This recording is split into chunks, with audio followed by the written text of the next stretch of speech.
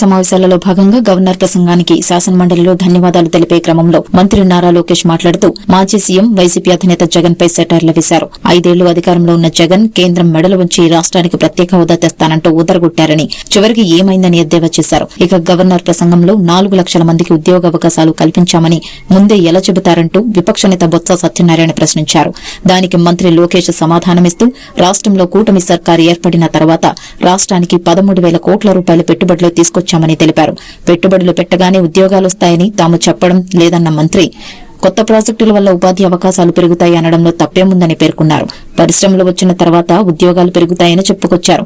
ఇక 5 ఏళ్ల వైసీపీ పాలన చూసి తాము ముందే రాష్ట్రంలో డబుల్ ఇంజిన్ సర్కార్ వస్తుందని చెప్పామని మంత్రి నారా లోకేష్ తెలిపారు.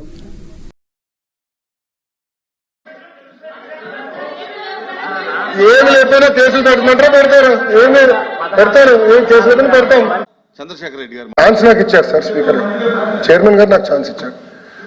అధ్యక్ష, మేము బెదిరించాం, ఎవరో ఫోన్ చేశారు, ఏదో మాట అన్నారు, అది రికార్డులో ఉంది. ముందర తొలగించండి, తర్వాత మొత్తం తీద్దాం. 2019 నుంచి జరిగిన అవకతవకలు ఏంటి మొత్తం చేస్తాం అధ్యక్ష. ఆల్రెడీ ఎంక్వైరీ చేశారు అధ్యక్ష దానిపైన, అది రిపోర్టెడ్ గా అది టేబుల్ ఇన్ ద హౌస్. దాని తర్వాత ఎవరు బెదిరించారు ఏంటో కూడా డిస్కస్ చేద్దాం, నో ప్రాబ్లం. బెదిరిస్తాం, పరదాలు కట్టుకుని తిరుగుతాం, అది మా ప్రభుత్వం కాదు అధ్యక్ష. ఈరోజు గౌరవ ముఖ్యమంత్రి గారు వెళ్ళి గ్రామంలో బ్యారికేడ్లు రాగా కూర్చుంటున్నారు.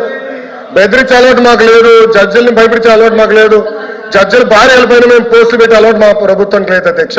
అది మీ ప్రభుత్వానికి దక్కింది గతంలో, మీరు చేశారు ఇవన్నీ.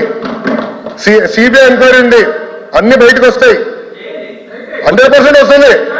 అందుకే ఒకడు ఆల్రెడీ జైల్లో ఉన్నాడు, మంత్రి గారు, అందుకే ఒకరు జైల్లో ఉన్నారు. మంత్రి గారు మేము what are you saying sir, అన్ని ఎంక్వైరీ చేస్తాం. మేము ఎద్ది వదిలిపెట్టాం అధ్యక్ష.